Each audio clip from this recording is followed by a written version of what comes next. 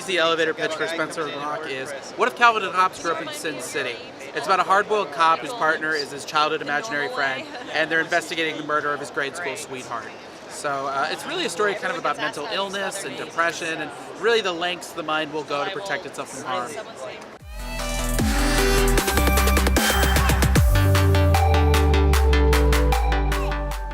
When I first decided I wanted to write a comic, I kind of wanted to do something in that Frank Miller vein. He was really the first writer that stood out to me as a kid with his own singular and unique voice. And I was a big fan of mashup music at the time, you know, things like Nine Inch Nails meets Call Me Maybe. And I thought, what if somebody did that for comics? And I thought, what would be the weirdest thing to pair with Frank Miller's Sin City? And I went through a bunch of ideas, but they all felt very shock value until I thought of Calvin and Hobbes. And it was like the light bulb just kind of clicked. I thought of this cop in an alleyway all beat up and grinning, and he's holding a stuffed animal. And I started to think, what kind of home life must somebody have in order to need an imaginary friend as an adult? And as a kid, I always thought there was something a little sinister about the original Calvin and Hobbes, thinking, you know, I was an only child for my first 9 years, and I didn't have an imaginary friend. Why would this kid need to conjure up a companion like this? And I suddenly started thinking maybe he's got a really kind of messed up home life. And once I started asking those questions, the gears really started turning, and it made this a very easy book to write.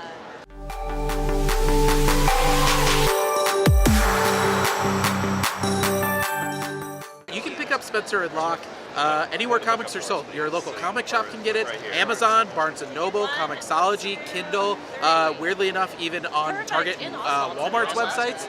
But yeah, you know, we love word of mouth. We love it if people leave us reviews on Amazon if you like the books. But yeah, I mean, we've been a real word of mouth operation, and we're really looking forward to Spencer and Locke 2, which is going to be coming out either late 2018, early 2019.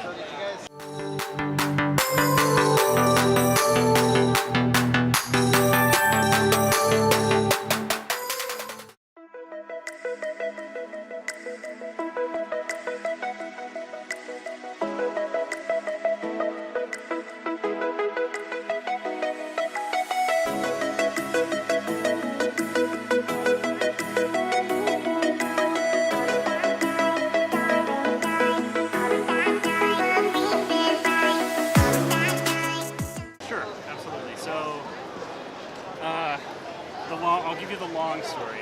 So when I was young, I was diagnosed with epilepsy.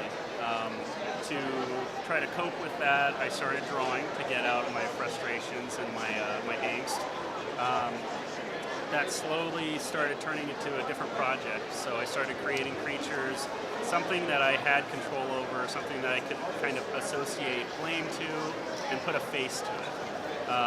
So out of that coping mechanism came a larger growing project, and with influences like H.P. Lovecraft, H.R. Geiger, Stephen Gamble, it kind of took on a larger purpose. So what I'm trying to do through my art is communicate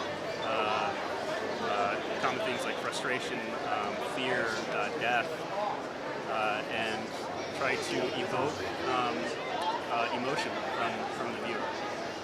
So with that too, I decided to branch off and explore other mythos like H.P. Lovecraft's works.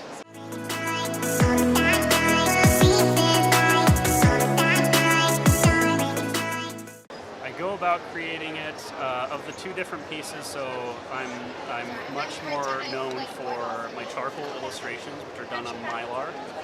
So I will start out with a sketch. Give me a second here. I'll start out with a thumbnail sketch or a larger drawing.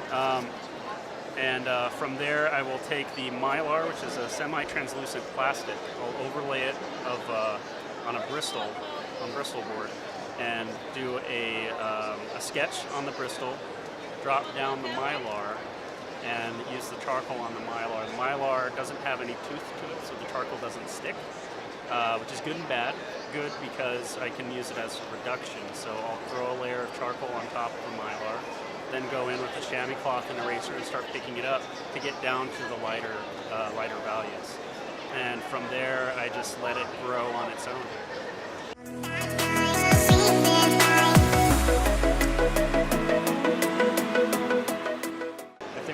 interested, they can go online to my website, which is vukusich.com, which I'm sure you'll get the spelling.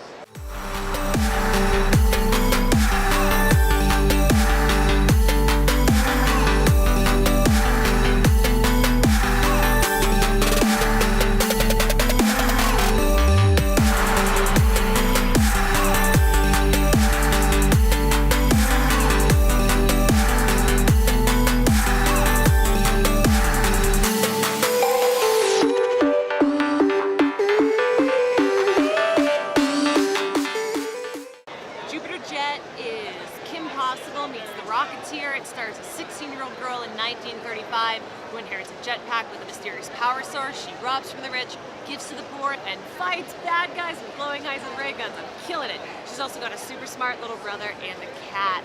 It's basically the kind of comics that we read growing up in Batman and Superman, the animated series tie-ins. Yes.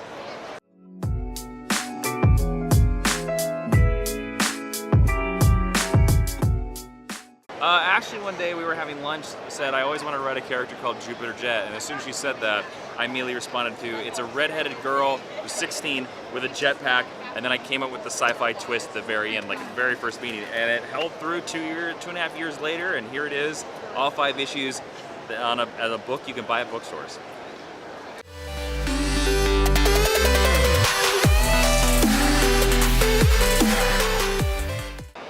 Anyone from like 9 to 99? Yeah, this is a comic book literally you give. I've been told by 6-year-old men that they love it. I've been told by 5-year-old little girls that they love it. Again, this is the comic everybody, think Pixar, everybody can get something from this comic book.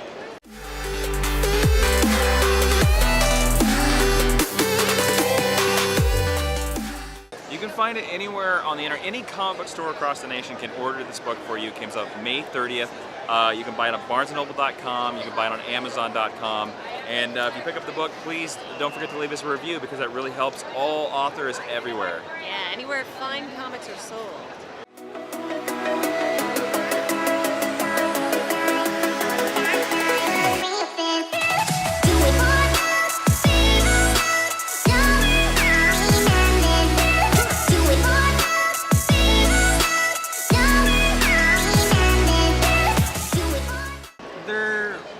Ideas are related to technology, and I like to follow technology and sort of how it affects us culturally. So it really has to do with that. Things that are going on in the news,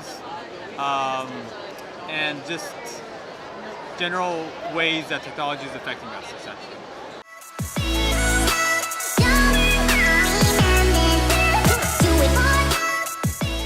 Sure. So this one here, Hacktivity, is about a team of hackers that take on the NSA. And this one, Lifehacks, is about a hacker turned private detective. So that's kind of the gist of the stories. Yeah, they both sort of have a hacker theme. It's about hackers sort of using their ability in ways that affects our lives, like how it could potentially affect our lives in relation to the technology we use every day, essentially.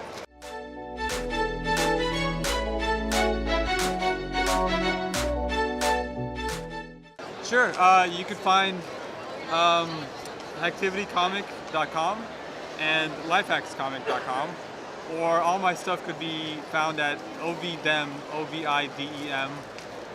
as well.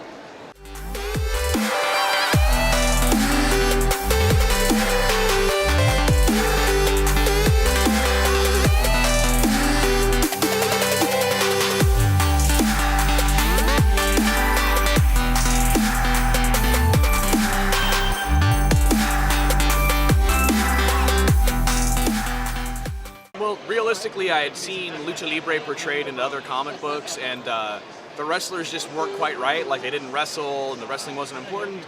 They were kind of like either like fools or buffoons or thugs and hitmen, and they weren't the heroes that I really wanted them to be, like remembered from my childhood as a kid growing up in LA and watching Lucha Libre on TV. And as a Chicano, like, these guys are like my superheroes, and I thought they were being mishandled. So I kept saying to myself, well, someone needs to do a comic where the wrestling is important. Someone needs to do a comic where like the Latino culture is portrayed correctly.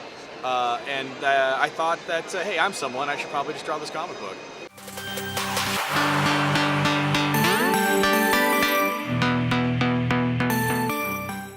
So it's the story of a once champion luchador who is betrayed by his friends and unmasked in the ring. And as per Lucha Libre tradition, if you're unmasked in the ring, you never get to be that person again. So he makes a Faustian bargain with the mysterious promoter to get like a new name, Mano Destino, and a new mysterious power so that he can exact his revenge. But like all good Faustian bargains, there's strings attached. So he's trying to get out of the bargain, get his revenge, but still remain the person he knows himself to be. And the whole comic happens in this real swanky jet age 1960s Mexico that kind of didn't really exist. So the comic itself kind of looks and feels and smells like an old comic book because I wanted it to seem like an artifact from a time that didn't really happen.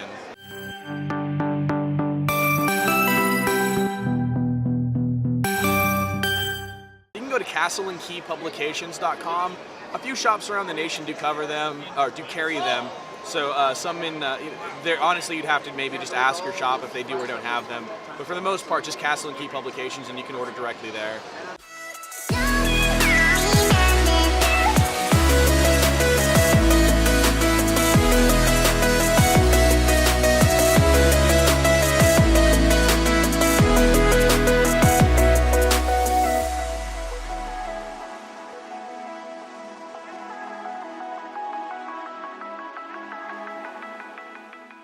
It was kind of an idea of what I wanted to draw. I'm really big, largely influenced by pulp art of the 1930s and 40s.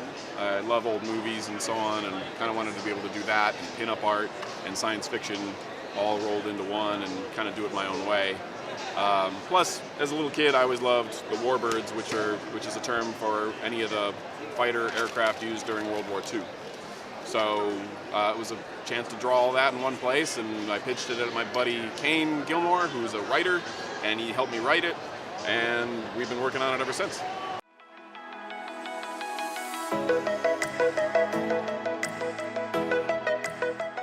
The basic premise is D-Day World War II, 1944 is superseded by an alien invasion, and being the 1940s, we refer to them as Martians.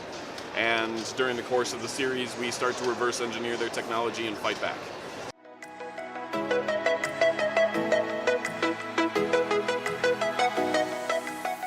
Warbirdsofmars.com is the main place to find it. We've done several webcomic issues. You can read the webcomic there on the site. We've finished our first issue of the color comic book. We have a short story anthology that's illustrated by local talent here in Arizona, as well as local writers, including Jeff Marriott, and Kane Gilmore, and myself and my sister, and a lot of other good talent. And we also even have 1940-style radio shows on there.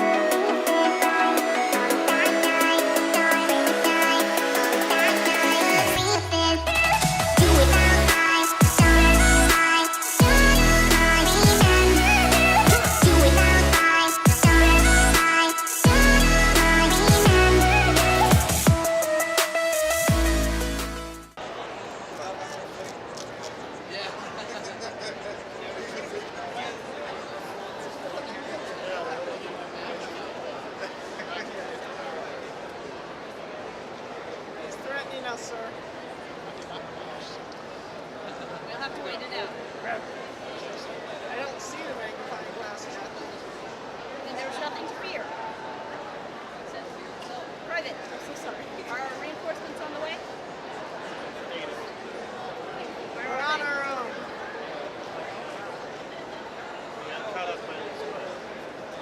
Are we clear? This is clear.